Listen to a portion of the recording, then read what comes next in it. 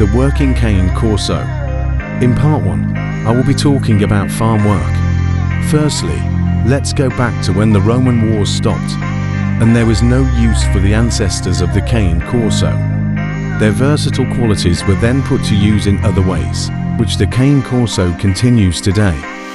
After the wars, they would assist and protect in Italian rural life, protect their owners, territory and farm animals from predators and bandits. They were skilled in driving cattle and livestock, a task that requires agility and confidence.